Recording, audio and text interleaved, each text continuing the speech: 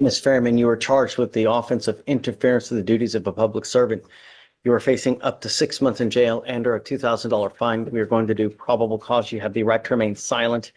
Anything you say can or will be used against you. You have the right to have an attorney present. If you cannot afford one, one will be appointed to you, ma'am. Yes, Judge.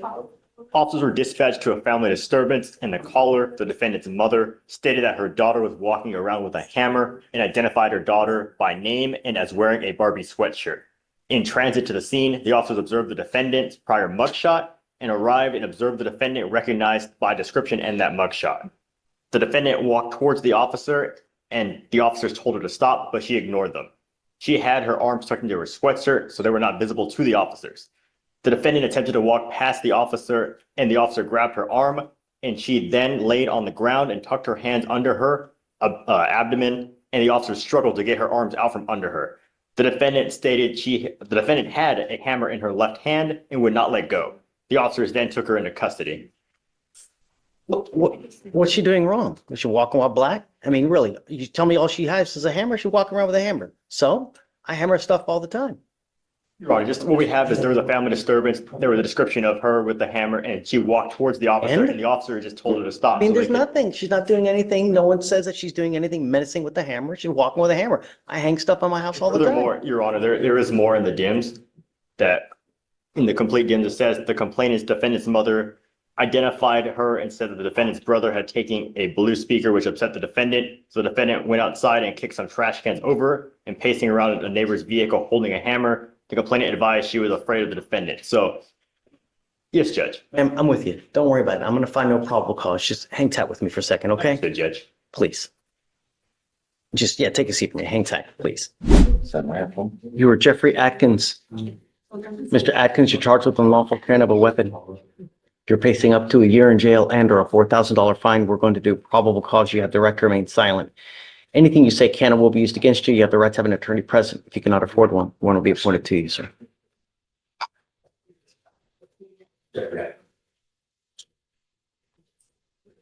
Hey, good morning. This is Mr. Atkins, Atkins.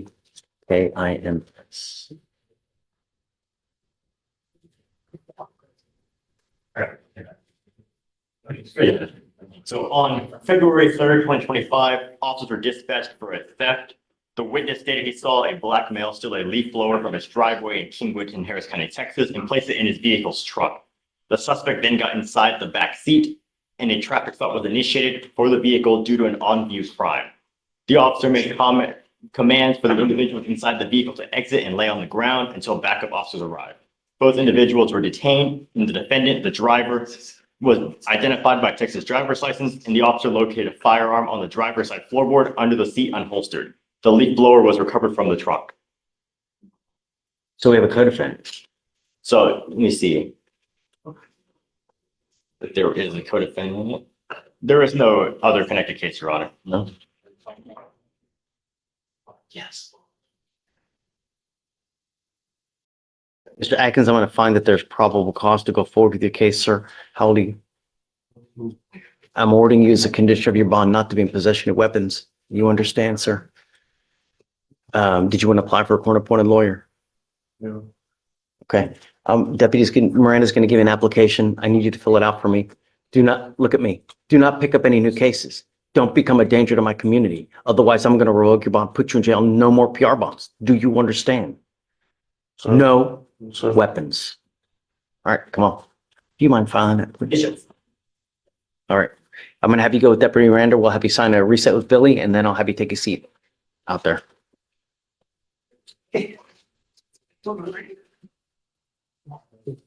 Mr. Holt, this is your gentleman, huh?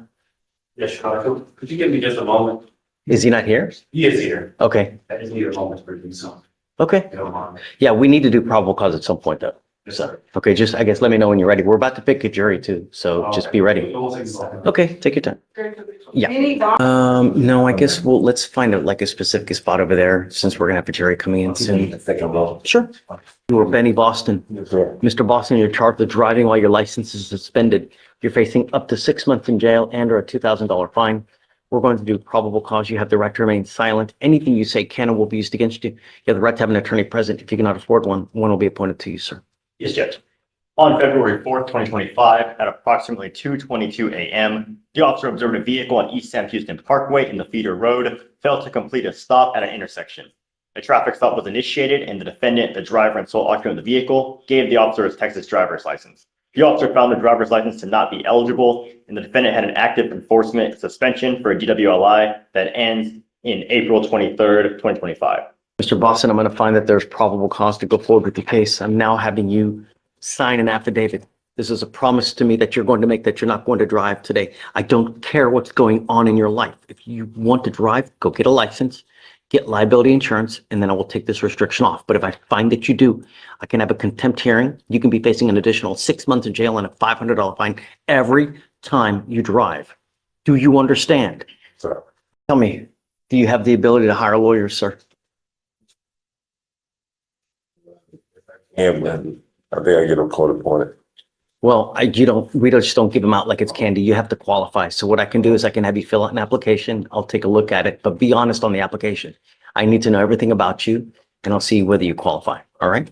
So Deputy Miranda is going to give an application. I'm going to have you come up here, swear to us that you're not going to drive, and then I'll have you sign a reset with Billy and then we'll get with you. Did you just get out of jail? Yes, sir. When? Okay. You didn't just get out of jail. When you come to court, come dressed appropriately. Shorts is not appropriate for court. It's a complete sign of disrespect. You understand? Okay. If you do it again, I'm going to put you out. You're charged with interference with the duties of a public servant. You're facing up to 6 months in jail and or a $2,000 fine. We're going to do probable cause. You have the right to remain silent. Anything you say can or will be used against you. You have the right to have an attorney present. If you cannot afford one will be appointed to you, sir. All right? So, yes, Judge. On February 3rd, 2025, at approximately 11:53 p.m., the officer observed a vehicle on a public road with a defective front left headlamp, and the officer ran a check on the vehicle and a return with unconfirmed insurance. A traffic stop was initiated, and the defendant quickly exited the vehicle, and the officer gave multiple commands for him to get back inside and shut the door. The defendant stated he wasn't going to, and the officer had no reason to pull him over. The defendant then walked back and got inside the vehicle, but held his feet outside the car and did not shut the door. From the officer's trained experience, he has seen situations where the driver sit like that, then leap from the car and try to hurt officers, and the defendant put his feet into the car and the officer approached. The vehicle had 2 young children, but not a car seat, standing in the front passenger seat, and the officer asked the defendant several times for his name, and the defendant stated he could not because the officer was fucking with him. The officer informed the defendant of the legitimate reason for the traffic stop, and the defendant continued Wow, this docket feels like a legal roller coaster. We've seen hammers, hidden hands, and routine traffic stops explode into full-on take duds. Yet through it all, the judge keeps coming back to one theme: restraint and fairness. Watch how quickly these probable cause rulings shift. Some cases get tossed for lack of evidence, while others hold firm despite heated objections. It's a powerful reminder that in court, every tiny detail counts, from where your hands are to whether your license is valid. What do you think? Are the officers crossing the line, or is the judge getting the balance just right? Drop your thoughts and the below. defendant continued to refuse to provide his name. The officer asked the defendant to exit the vehicle, and the defendant then refused. The officer went to grab the defendant's wrist, and the defendant pulled away from the officer and other deputies. The deputies advised the defendant that he was going to be tased, and the defendant exited the vehicle. The defendant stated he wasn't going in handcuffs and resisted by tensing his arms and body and concealing his hands towards his front waistband. The defendant was taken to the ground where he continued to resist. After several commands, the defendant was going to be tased. The defendant finally put his hands behind his back. All right, Mr. Collier, I'm going to find that there's probable cause to go forward with your case. Can you run his license to see if he has a valid Texas driver license? I'll run it right now, Your Honor. It's eligible, Your Honor. Mr. Collier, I'm going to find that there's probable cause to go forward with your case. I'm not putting any conditions on your bond. Just be careful. You get into a pissing match with people who have the power of arrest. Who's going to win? You know what I mean? So, Just, it's a logical conclusion. That's all it is. Just be careful when you're out there. Life's hard enough. As an African-American in today's society, don't make it any harder, you know? so, You want to apply for an appointed lawyer? so. All right, I'm going to give you an application. I'll have you sign an reset with Billy. I'm not putting any conditions on your bond. Just be careful. That's it. All right? Come on, man. Rory Johnson. Hold on, Billy, because I think Mr. Holt is, are you ready? Yes, All right, come on. So you have Mr. Blanco. Yes, Your Honor. Hugo Blanco, come up.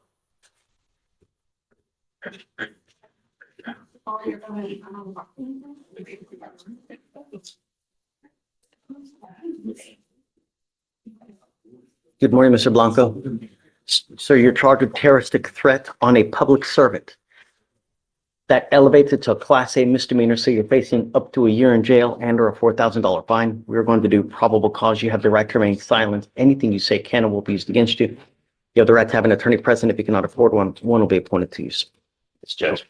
On February 3rd, 2024, the officer was dispatched to Eastside Transportation and made contact with the complainant, a bus driver. The complainant explained that she made an exception to her usual route to drop off a student closer to home. When the complainant was halfway to the student's home, she opened the doors to let the student off, and the defendant approached the bus doors and appeared to grip an area where his firearm was located at his hip. The defendant asked the complainant if she planned to write up his daughter, and the complainant said yes. The defendant then took a few steps back and lifted his shirt to expose his firearm while making threatening statements. The complainant was in fear for her life and did not want to come back to work, and the officer confirmed the incident by bus camera footage. And specifically, the defendant lifted his shirt to expose his firearm while continuing to make threatening statements, telling the complainant, "I got you." And then seeing the firearm, the complainant quickly closed the bus doors to leave. And as they were closing, the defendant lifted his shirt again to display the firearm, still repeating, "I got you." Mr. Blanco, I'm going to find that there's probable cause to go forward with the case. Look, I'm ordering you as a condition of your bond not to be in possession of weapons. Do you understand? As long as you can abide by these conditions, you and I will be fine. If I find that you pick up a new case, you have any kind of weapons, I will revoke your bond, put you in jail. No more PR bonds. Do you understand? Now you have a lawyer. Good job on having a lawyer. Because you have one, I will waive your appearance, but it is your responsibility to stay in touch with him, and he'll tell you when you have to come back to court. If he tells me he can't get a hold of you because you're, ducking and dodging and playing games, I will issue a warrant for your arrest. I'm not asking much. I just want my public to be safe. You understand?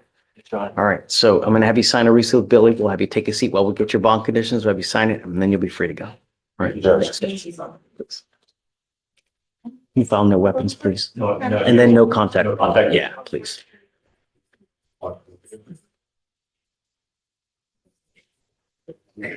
Mr. Holt, Yes, sir. I forgot to tell him no contact with the complaining witness. If you mind, please tell him. Yes, sure. Thanks. Smith?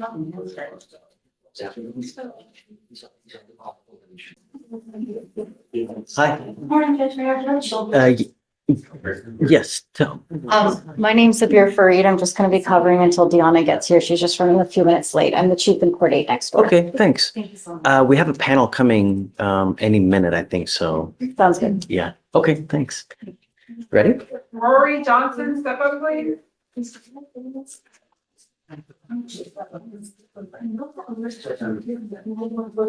Coming up, Mr. Johnson, right here.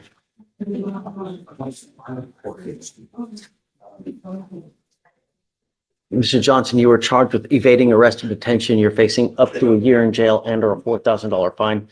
We're going to do probable cause. You have the right to remain silent. Anything you say can or will be used against you. You have the right to have an attorney present if you cannot afford one. One will be appointed to you, sir. Yes, Judge. On February 3rd, 2025, the officer observed a vehicle with no proof of financial responsibility. The officer also observed the registered owner of the vehicle to have an open warrant out of Harris County. The vehicle ran a red light and stopped past the designated stopping point, and the vehicle turned north, driving quickly as to elude the officer's patrol vehicle. The defendant pulled into a driveway. The defendant got out of the driver's seat as the officer attempted to initiate a traffic stop with emergency equipment for the traffic violations and conduct the investigation. The officer told the defendant to come to him, and the defendant began to evade on foot. The officer told the defendant to stop, but the defendant continued running, jumping over fences before he was taken into custody. The defendant evaded for approximately 100 to 200 yards and was identified based on his ID and name. What was the basis of the stop again? So no proof of financial responsibility and running a red light. Got it. All right, Mr. Johnson, I'm going to find that there's probable cause to go forward with the case. I'm telling you now, you're extremely lucky that this is a misdemeanor. This is your third. On a second, it's a felony offense. You're very lucky. Can you run his license, please? It's ineligible, not eligible, Your Honor. Have you sign an affidavit with me today, Mr. Johnson? I don't care what's going on in your life. Do not drive. Do you understand? This is an affidavit that you're going to be promising me you're not going to drive. If you want to drive, go get a license, get liability insurance, and I will take this restriction off. But if I find that you do, I can have a contempt hearing. You can be facing an additional 6 months in jail and a $500 fine every time you drive.